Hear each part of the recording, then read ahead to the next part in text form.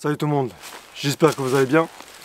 Bienvenue dans cette nouvelle vidéo. Aujourd'hui, vous l'aurez compris, on va parler d'un couteau. Alors ce couteau, il n'est pas cher du tout. Il coûte 27 € au total. Est-ce que pour autant, c'est un bon couteau? Et surtout, est-ce que c'est un bon couteau pour la survie? On connaît tous évidemment notre fameux Mora, que vous avez l'habitude de voir. Et je me suis dit, c'est vrai que le Mora, on peut le trouver à 12-13 €.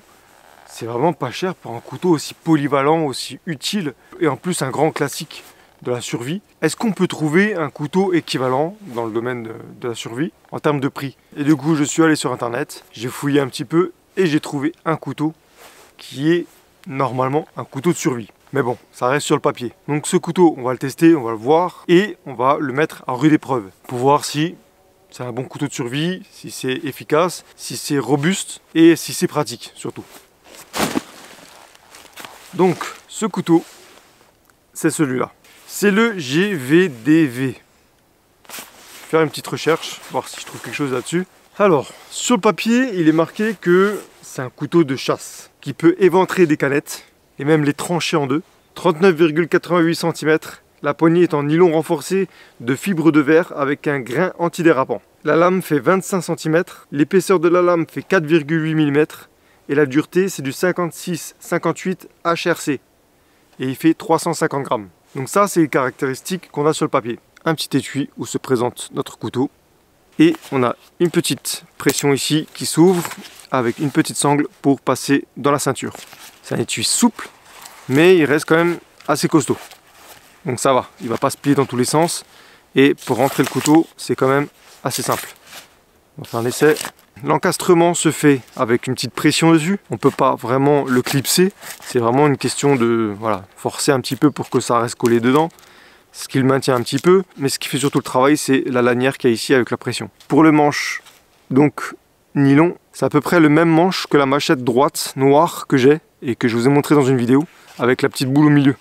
Donc je me demande si c'est pas la même marque. Je vais aller vérifier ça. Un petit passant ici pour mettre une sangle.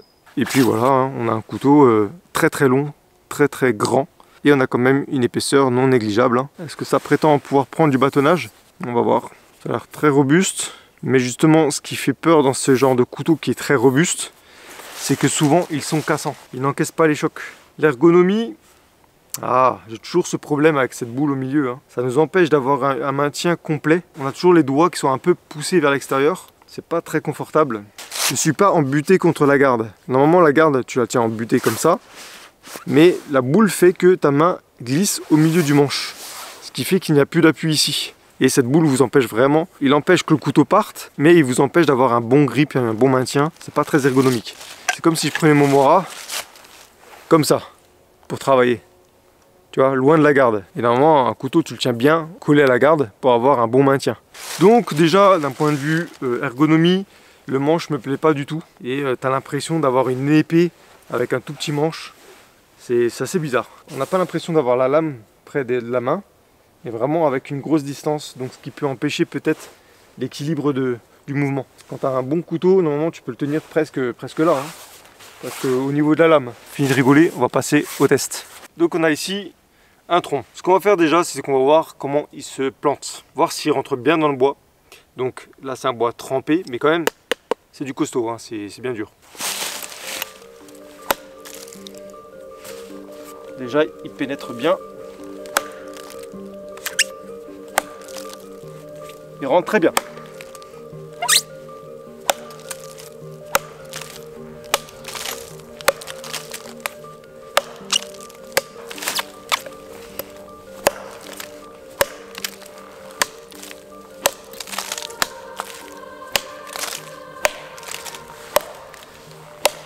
Ça a l'air de marcher, ça fonctionne plutôt bien, ça tranche bien. La lame n'a pas l'air abîmée. Je ne vois pas d'éclat, de pète ou d'ondulation. Par contre, le maintien est vraiment nul à chier.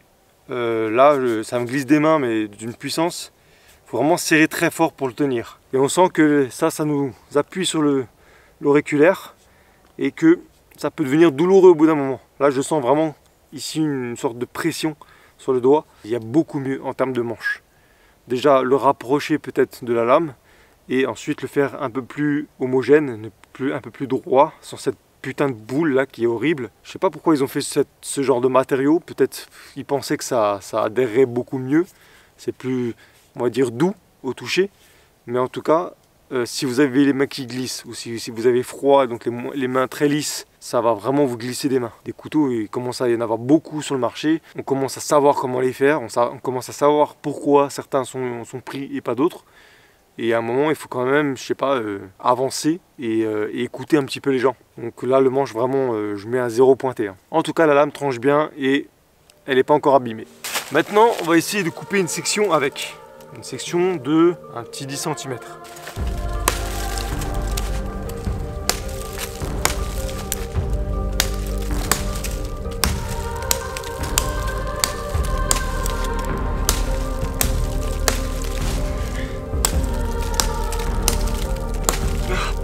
Manche.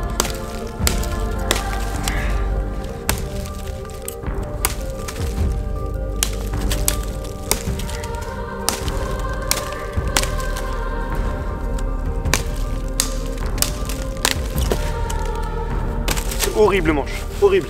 Bon, autant vous dire que je suis en train de me déglinguer les doigts. Maintenant c'est dans le creux du pouce que j'ai mal, à cause de la boule qui est en train de taper. Là, dans le creux que vous avez entre le pouce et l'index. Vraiment nul à chier niveau ergonomie. Mais la lame est toujours en état. Donc, on va lui mettre dans sa gueule. Et pour les gens qui aiment le bushcraft, vous pourrez aussi voir si c'est un bon couteau pour ça. Mais pour l'instant, pour moi, bon, la lame est efficace. Ça, j'ai rien à dire. Mais bon, ça sert à rien d'avoir un couteau qui coupe si au bout de 5 minutes, il fait déjà mal à la main. Donc, on va aller commencer à maltraiter cette souche pour voir si la lame nous lâche en cours de route.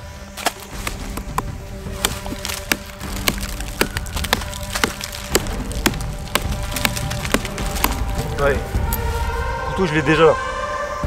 Pourtant je le tiens fort.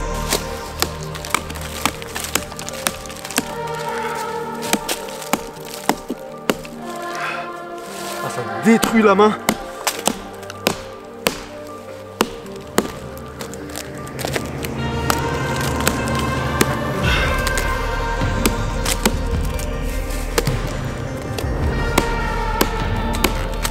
Ouh, ça réchauffe.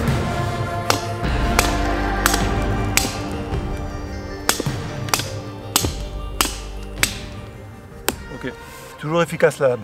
Peut-être qu'il y a un potentiel niveau lame. On va aller commencer le bâtonnage pour voir. On va prendre notre bonne vieille hache. Toujours efficace. Ok, un bon petit morceau pour faire du bâtonnage.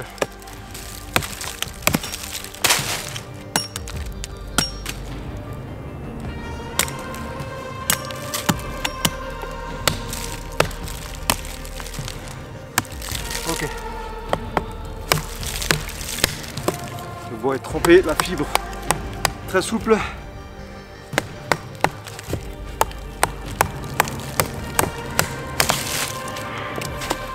Bon, il résiste au bâtonnage. Manque de bol, j'ai pas de bois assez solide ici.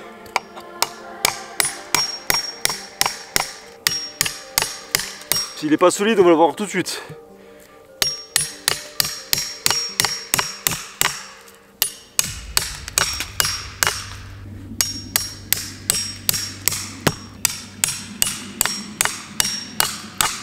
Attention, essayons en direct.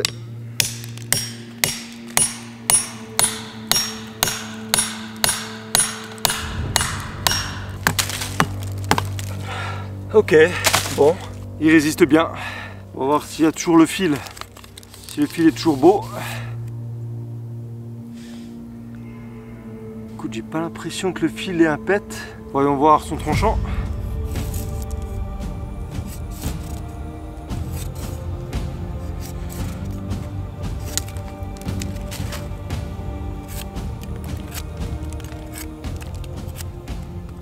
toujours aussi bien. Bon, notre ami marque des points là. D'un point de vue coupe, la lame est très solide. Pourtant je l'ai mis, hein. L'arrière de la hache, là le talon de la hache, il n'y a rien de pire pour traumatiser une lame. Pas un pet. Je m'incline sur ce côté-là. Je suis d'accord, il coupe très bien, il est solide. Voyons voir si maintenant la lame peut envoyer une étincelle avec une Fire Steel. Ok, bon. Il peut allumer un feu. Gros point positif. Bon, je dois l'avouer, il est quand même très efficace. Il a une lame très costaud. Même avec du gros bâtonnage dessus, vous n'allez pas péter la lame. Elle résiste bien aux vibrations. Il allume un feu. Il a fallu un petit peu enlever le revêtement qui est à l'arrière. De toute façon, la majeure partie des couteaux, quand tu commences à lancer un feu avec le dos, forcément tu vas abîmer la lame. Mais il y a des matériaux qui sont beaucoup plus résistants à la corrosion que d'autres. Maintenant, on va voir s'il est bien pour faire des pointes et affûter du bois pour différents travaux. J'ai ici une petite branche qu'on va utiliser pour faire un pic, pour manger, voilà, faire cuire sa nourriture au-dessus du feu.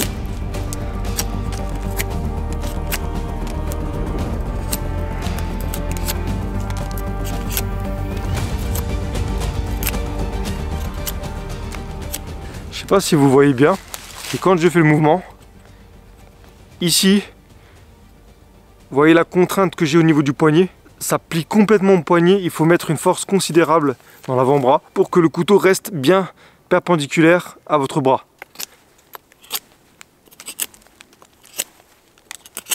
Là je le sens dans le biceps, dans l'avant-bras et dans le poignet, sans compter les douleurs que j'ai dans la main. Il est bien plus simple d'avoir un petit couteau pour faire ce genre de travail. Vous avez le pouce qui aide à l'appui et le poignet n'est pas trop sollicité. Là vraiment c'est d'une simplicité de le faire avec le Mora, mais rien à voir, hein. Il coupe bien certes, on peut faire de bons pics avec. Si vous en faites un, ok, mais si vous en faites 100 pour faire une barricade autour de votre camp, vous allez vite souffrir. Ça va être très traumatisant d'un point de vue articulation, tendon. Vous avez besoin de faire une pression forte pour tenir le manche quand vous faites des gros mouvements. Ce qui fait que vous perdez déjà de l'énergie dans les mains. Ici, ça peut vous faire un petit peu mal. Là, ça peut vous faire un petit peu mal. Ça va un peu pivoter, ça va un peu glisser. Vous allez perdre un petit peu le couteau avec le lancer. Beaucoup de problèmes au niveau du manche. Le manche, vraiment, il est nul à chier. Je peux finir ou... Je peux finir? Quoi, non. Le bout est tellement fin que je me dis que au moindre choc, la pointe, elle est cassée. Je pense que pour l'affûtage, ça peut être pas mal, parce que vous avez vu que la lame est très droite.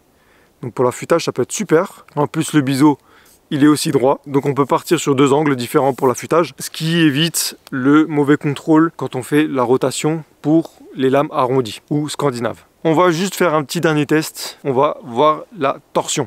Donc nous avons ici un tronc. Nous allons rentrer dedans. Et on va un petit peu s'amuser avec le couteau.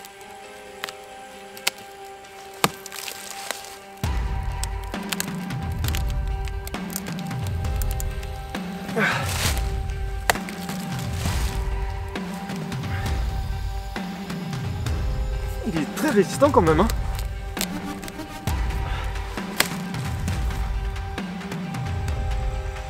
J'irai pas plus loin parce que je sens que si je vais plus loin, ça pète. Mais il est déjà très résistant.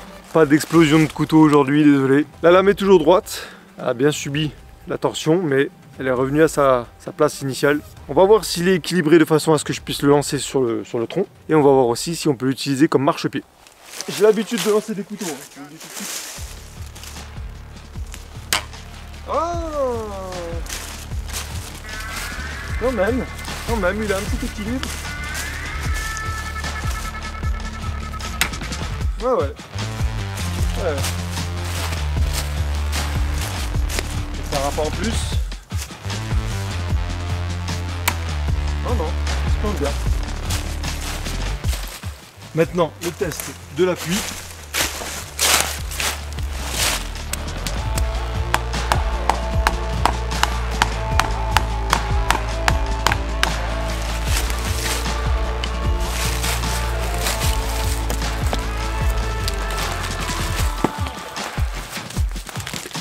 Ok. Ah ah. Tiens, tiens, tiens. Et là, vous vous demandez qu'est-ce que j'ai découvert. Regardez bien. Je vais vous montrer d'un peu plus près. J'ai utilisé 2 heures. Ok, 2 heures j'ai utilisé le couteau. Vous voyez l'efficacité, la solidité de ce genre de couteau. Il a pu me hisser, mais regardez. Voilà, la lame est totalement tordue. Et ne me dites pas c'est normal, j'ai mis mon poids dessus. Parce que je l'ai fait avec mon Easy, je l'ai fait avec mon Schrad, je l'ai fait avec d'autres couteaux, avec mes couteaux de combat. Il n'y en a aucun qui s'est plié comme ça, c'est le seul.